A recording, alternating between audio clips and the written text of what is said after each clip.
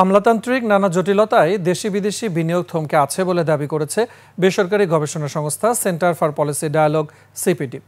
সংস্থাটির দাবি, প্রতিবেশী দেশগুলোতে নবায়নযোগ্য বিদ্যুৎ কেন্দ্রের অনুমোদন পেতে ৩ থেকে ৪ মাস সময় লাগলেও বাংলাদেশে লাগে কয়েক বছর। নবায়নযোগ্য জ্বালানি খাতে বিনিয়োগের চ্যালেঞ্জ শীর্ষক সংলাপে এমন তথ্য প্রকাশ করে সিপিডি। সাদাত হাবিবি সেতুর রিপোর্ট। নবায়নযোগ্য জ্বালানি খাতে চীনা বিনিয়োগের চ্যালেঞ্জ নিয়ে সোমবার বেসরকারি গবেষণা সংস্থা সেন্টার ফর পলিসি ডায়ালগ সিপিডির এই সংলাপ। জানানো হয়, রাজনৈতিক বিবেচনা আর অনিয়মের অভিযোগ থাকায় আওয়ামী শাসনামলে ৩৭ সৌরবিদ্যুৎ কেন্দ্র নির্মাণ প্রকল্প বাতিল করেছে অন্তর্বর্তী সরকার, যেগুলো সক্ষমতা ছিল প্রায় ৩,২৮৭ মেগাওয়াটের বেশি। Financial documents of Bangladeshi companies are not very transparent. ১৪টি দেশের অর্থায়নে এসব প্রকল্পের মধ্যে চীনের ৪টি, সিঙ্গাপুরের ৭টি এবং ভারত ও যুক্তরাষ্ট্রের রয়েছে একটি করে প্রকল্প, যেখানে $৬ বিলিয়ন বেশি বিনিয়োগ করেছে তারা। এর মধ্যে ব্যয় হয়েছে $৩০০ মিলিয়ন।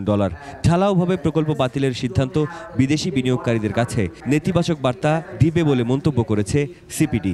এটা যখন ক্যান্সেল হচ্ছে, এই অর্থ তারা ফেরত দিতে পারছেন না, যে জমি কিনছে সেটা তারা বিক্রিও করতে পারছেন না। এই যে একটা বড় স্ট্যান্ডার্ড অ্যাসেট নিয়ে তারা বসে আছে, এটা আমাদের বিনিয়োগ পরিবেশের জন্য ইতিবাচক নয়।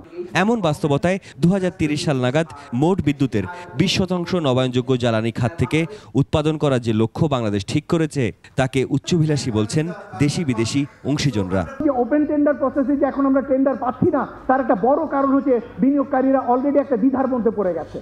সুতরাং ওপেন টেন্ডার প্রসেসকেও যদি প্রমোট করতে হয়, তাহলে ওই এলওআই গুলোর একটা শান্তিপূর্ণ সমাধান প্রয়োজন।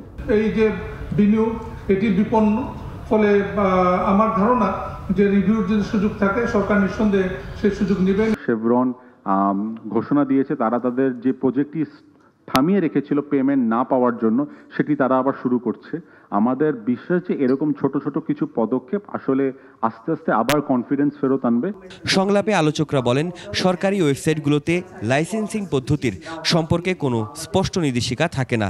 বিনিয়োগ বাড়াতে সরকারি সেবা কার্যক্রমগুলোকে ডিজিটাল করার আহ্বান তাদের। সাদাত হাবিবি সেতু, ২১ টেলিভিশন, ঢাকা।